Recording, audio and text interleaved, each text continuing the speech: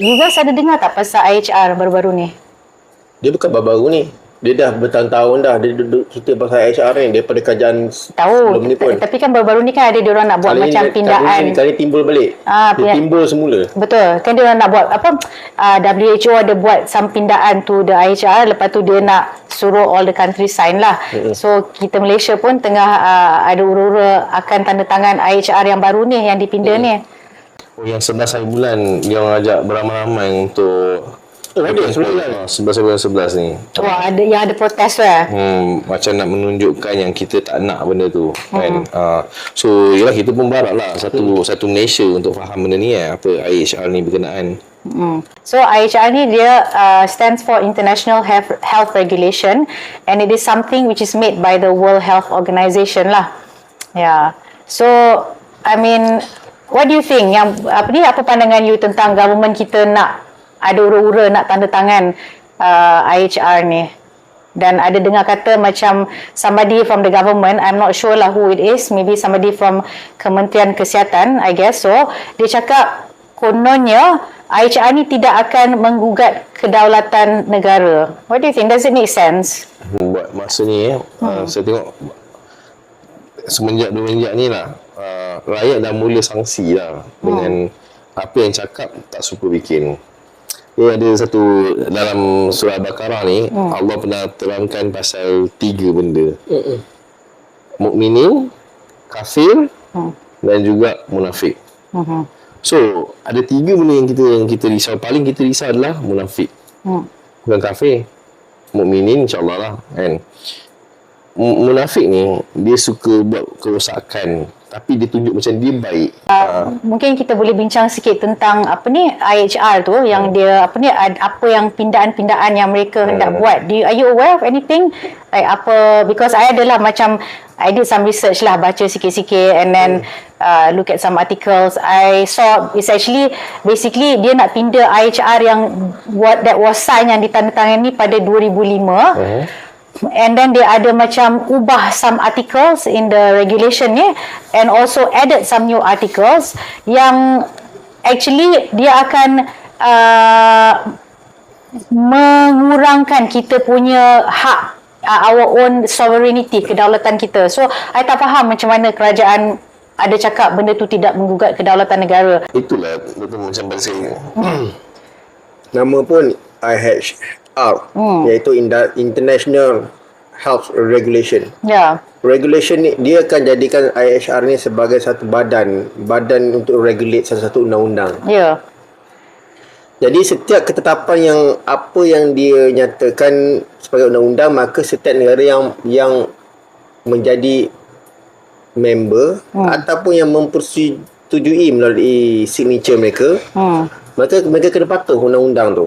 Betul. Okey, jadi sekiranya undang-undang itu melibatkan penalti, maka kita akan affected. Sekiranya kita bertentangan dengan kalau kita melanggar apa-apa regulation itu, mungkin kita boleh dibawa ke International Court of Justice. Jadi kalau contohlah regulation tu, walaupun mereka akan bincang dengan pelbagai negara yang signing that apa nama tu, regulation tu agreement tu, nak tak nak mesti ada satu regulation yang akan mengawal sesuatu negara. Contoh, bila berlaku jangkitan penyakit berjangkit macam hari itu, COVID-19. Kalau sebelum ni, kalau ketika ini dia sekadar memberi pendapat saja, bergantung pada sesuatu negara untuk mengikut. Betul, benda tu dia macam recommendation. WHO bagi guideline or recommendation, but still benda tu tapi still kita ada macam hak untuk pilih sama ada nak follow recommendation atau guideline tu atau tak. So dekat situ kita masih ada kita punya hak dan kedaulatan kita lah. So berbanding kalau sudah ada IHR nanti yang dikatakan sedikit ketat pelaksanaannya, saya yakin bukan sahaja mereka menjadi penasihat, tapi mereka boleh mengawal sesuatu negara, memastikan kita follow apa yang apa yang dia cakap lah.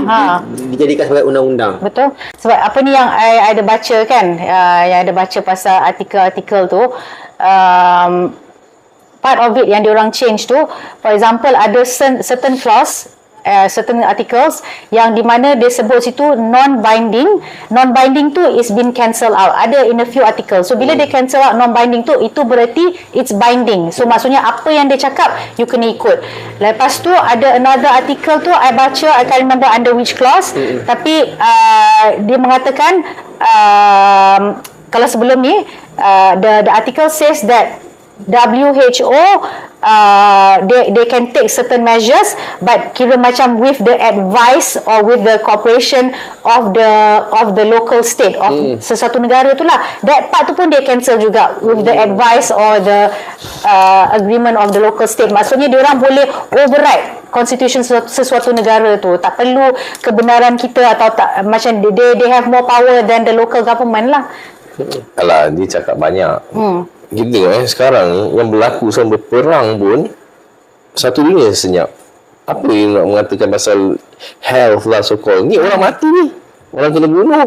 Dan satu lagi, sebelum sains-sains ni sangat kita tak nak tahu sains ni nyampah pula pernah dengar. Tapi kalau boleh dipanggil apa tu? Pemimpin-pemimpin NGO. Pemimpin-pemimpin politik. Ya, dan bukan NGO yang liberal tau. Bukan saja, bukan panggil Suhakam ke apa ke yang mengontrol lah kan. Kita nak semua duduk berbincang, panggil orang-orang yang pandai-pandai kan. Ekonomi ke apa ataupun kita punya peguam-peguam yang memang tak ada kes, yang bukan pernah ada masalah telanjang ke masalah apa ke, yang bebas.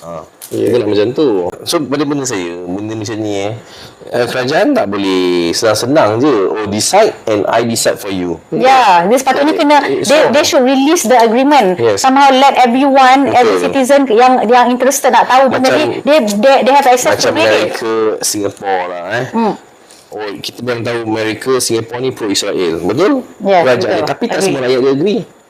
Tak semua rakyat dia agree. Maksudnya you can macam be proud, kita kena sokong lah, kita ada humanitarian lah. Look in front of you, orang yang meninggal hari-hari dia tak tengok lah.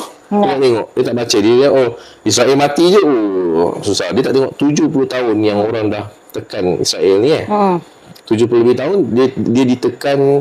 Bila just because orang retaliate balik je, dia kata kita kena attack by terrorist. Tapi satu dunia diamkan. So what makes we think that this so kind of IHR ni betul-betul dia akan jaga semua umat di dunia ni Tapi kalau betul-betul they mean well, kerajaan pun mean well, dia tak payah rasa campur. Dan tapi kalau kerajaan betul-betul mean well pun, they should release, let everyone read the agreement. And also satu benda pun I tak faham, betul macam cakap, kenapa dia nak masuk campur? Kalau dia nak masuk campur, mesti dia ada agenda. Negara yang tak terima dia, Russia tak terima dia, North Korea tak terima dia, dan satu lagi negara, Iran tak silap saya, tak terima dia. Bila negara tak terima dia punya rancangan ni, dia akan kata negara tu adalah negara yang tak bagus, negara-negara yang diindoktrinate orang lain semualah mengatakan benda macam ni. So pada saya, kenapa kita nak kena takut dengan so-called Israel, sedangkan dia memang negara haram, tak diterima. Tapi sekarang saya nak masuk sikit topik lain sikit je. Pasal berkenaan tiba-tiba nak halau orang Gaza ni pergi ke Sinai. Saya tak agree benda-benda macam ni kan. Kenapa? Itu tanah dia. Dia memang lahir di sana. Dia membesar di sana. Kenapa tiba-tiba engkau nak suruh orang yang kita punya kerajaan pun bukan main nak menggalakkan dia orang pindah ke Sinai. Kononnya dapat dia dibunuh lah. Kalau ini rumah you, I suruh you belah, you boleh terima tak? Of course not lah. Of course I akan pertahankan. So it's like basically dia orang punya choice is either you leave your home or you get killed by staying in the home. Already follow this bloody liberal punya karakter. Kita dah nampak dah kecondongan mereka di mana. So kita dah tahu benda macam ni macam boleh berkenaan dengan signature of apa-apa benda lah yang diorang nak buat. For sure government nanti kalau kita dah dengan sendiri willingly nak sign the agreement later on, macam mana, like we will not have the power or we will have less power to protect our rights. Benda tu akan override, akan overrule kita punya constitution. So, dan satu lagi, di negeri lain macam kawan saya di South Korea dia mesej saya, dia cakap apa yang berlaku sebenarnya di sana. Dia tengok Dia kata di negara dia orang tak cerita keburukan pasal Israel. Dia cerita semua keburukan pasal Palestin. Tapi dia orang tak nampak tau video-video yang tentang Palestin yang budak-budak mati, dibunuh Dan di kita punya pasal tak sekarang, you tak boleh nak share. You share je blog. You share je pasal Palestin, most of the time tak ada banyak viewer. Maksudnya kat sini kita nak orang tengok, bila kita tengok pasal Israel, orang tak faham sangat. Tapi kita tengok, kita campurkan sekali berdua benda ni. Maknanya mana datang ketulusan tu? Maknanya betul-betul tak serius tak pemimpin-pemimpin dunia zaman sekarang ni dia nak betul-betul rakyat faham ke tak? Itu je kita nak tahu kan.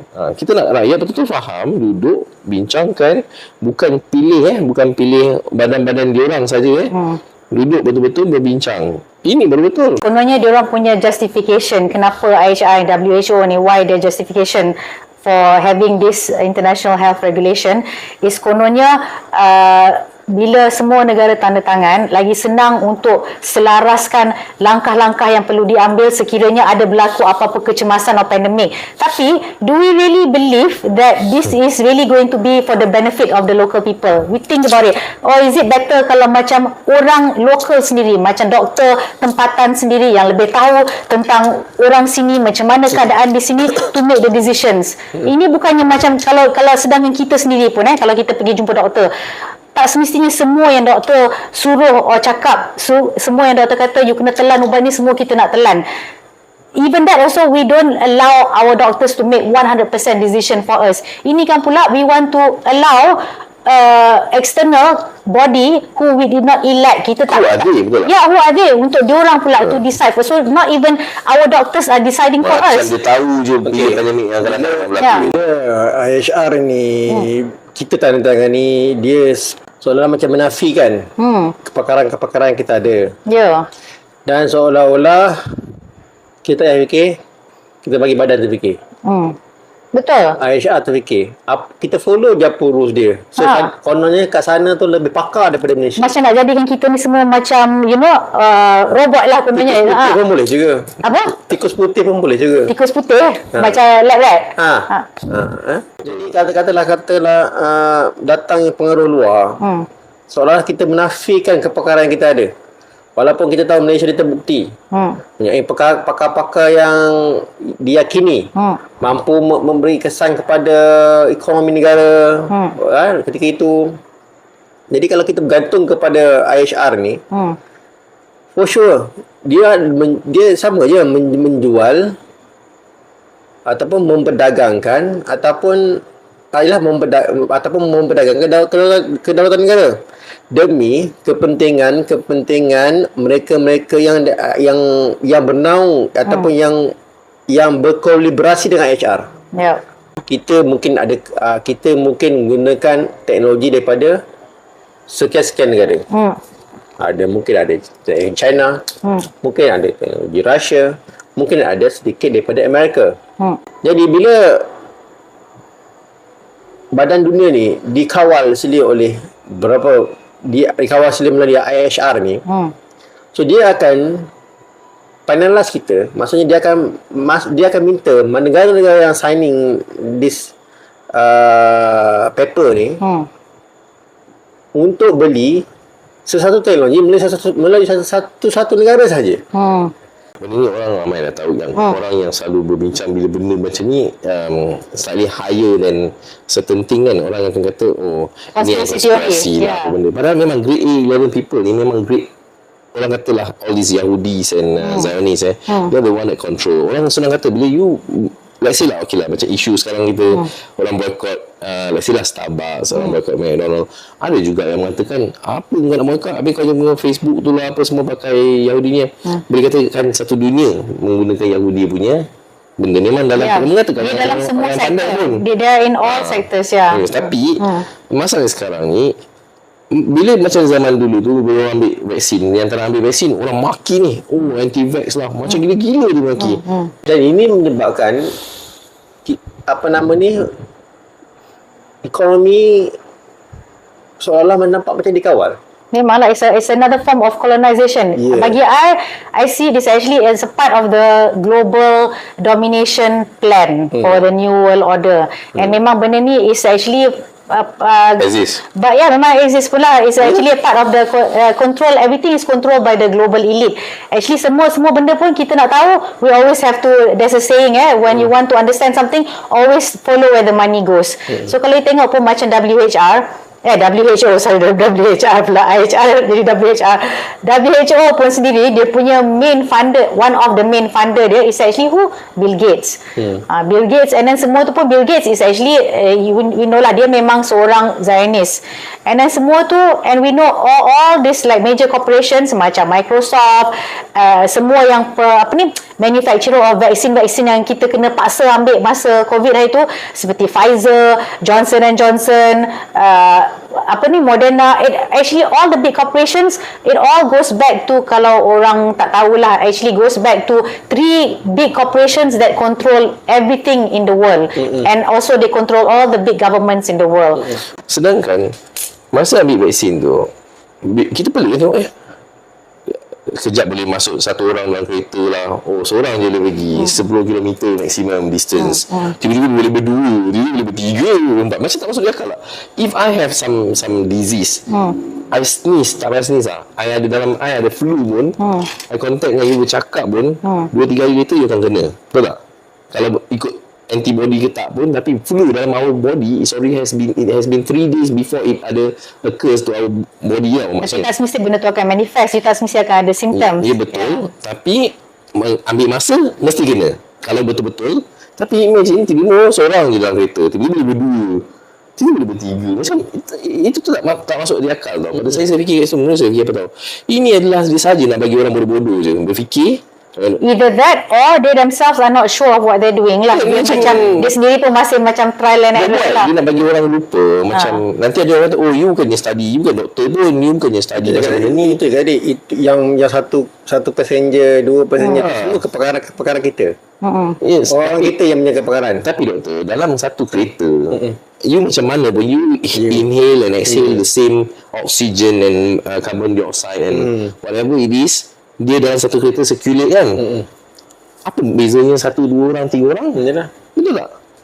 Basically the idea is that macam kononnya you minimize the chances lah, because either way also there's a chance. Yes. Jadi itulah kalau macam IHR tu, dia seolah-olah macam apa yang berlaku pada negara kita ketika kita dengan British. Kita ada sultan, kita ada pembesar-pembesar, tapi diletakkan satu negeri tu orang putih. Apa? Orang putih lah. Untuk menjadi penasihat.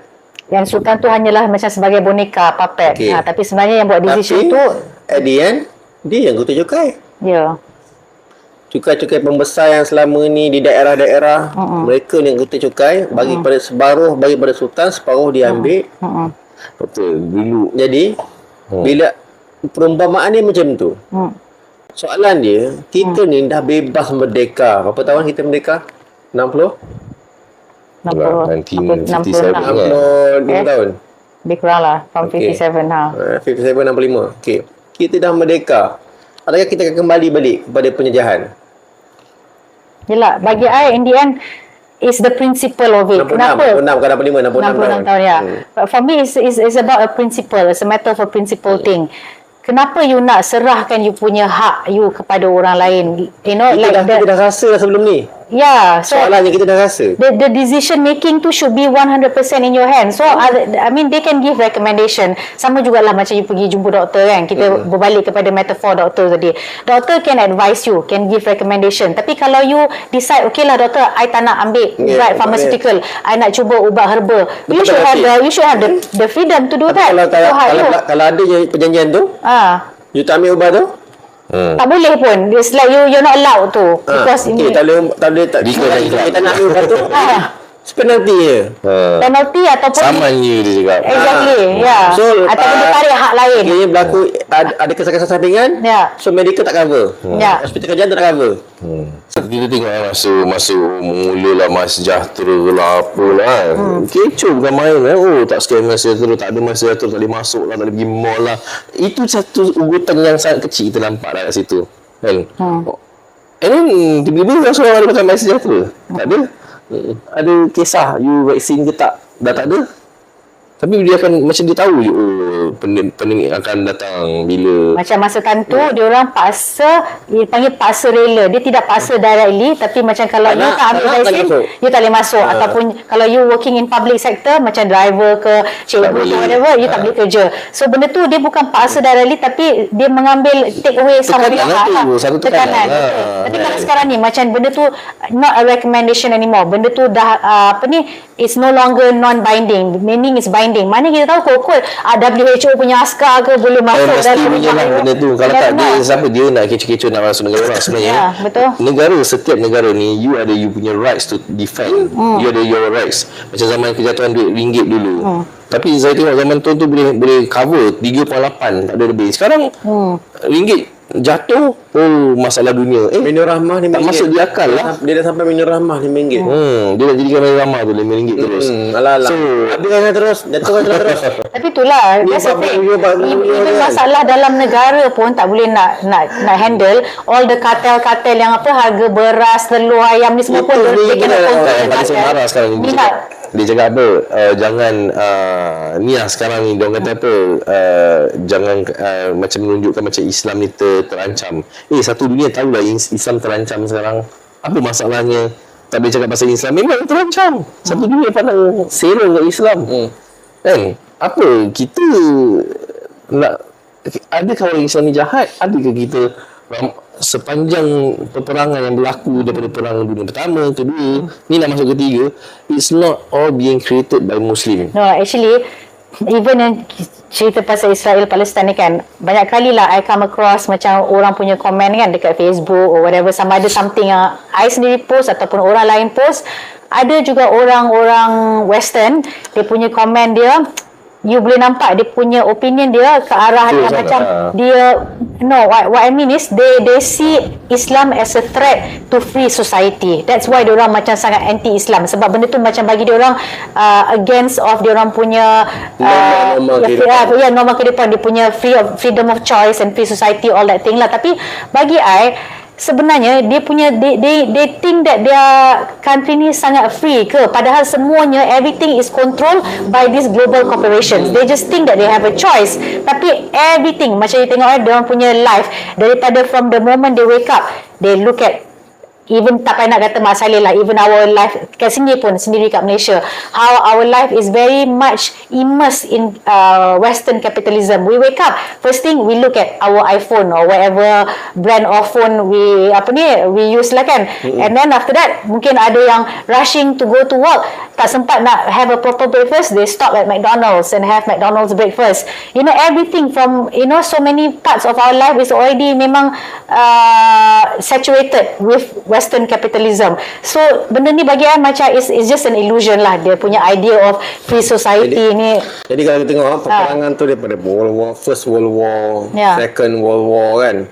So jadi ada beberapa orang yang kelompok-kelompok dunia ni, dia tahu dia tak boleh bertindak dengan cara kekerasan.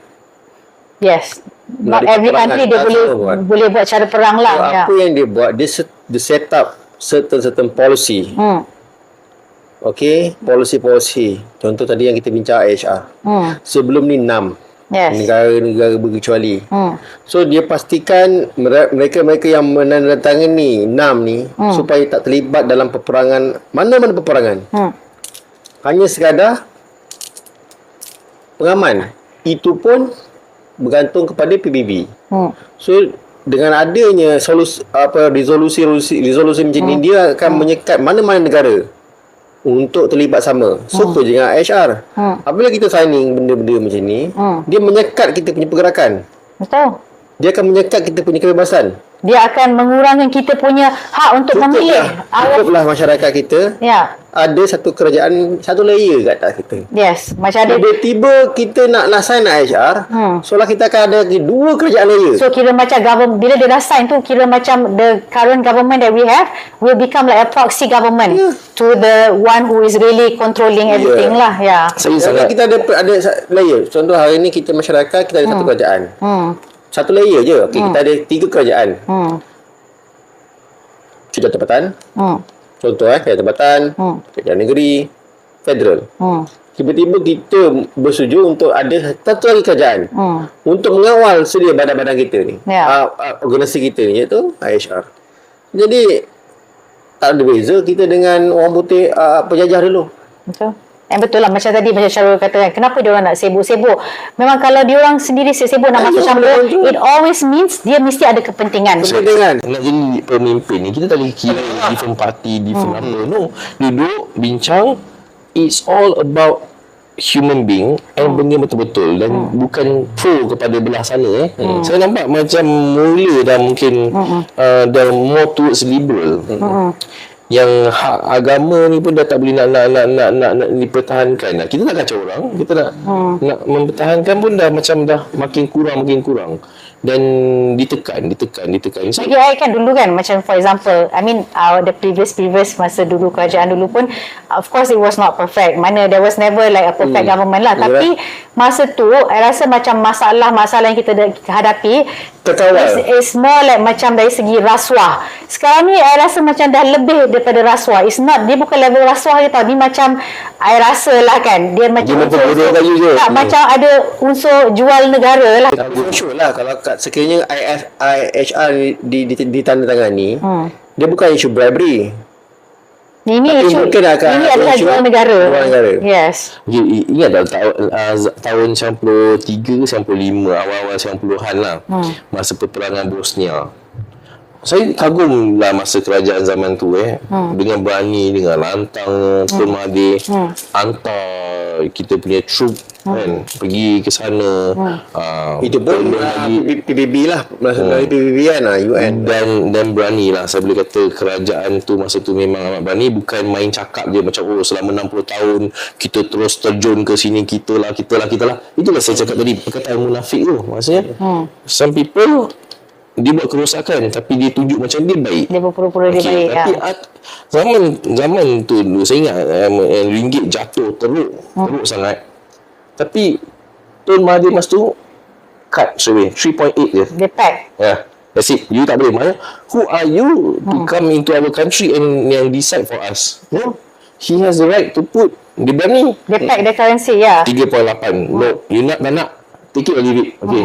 Then nak hantar troop.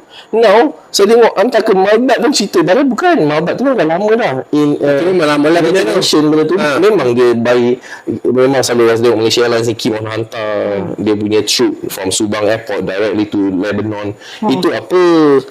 Tapi sekarang ni orang yang tak faham kerajaan Malaysia bagus, hantar troop pergi ke mana pun, pergi ke sana. So tak ada apa nak dibanggakan. Yang tu tak ada apa nak dibanggakan lah. Pada saya, kalau nak betul-betul bangga, orang Islam sekarang ni teruk dihentam tapi dia orang lagi nak membantu belah Israel ni nak menggalakkan pergi ke Sinai. Itu saya nampak.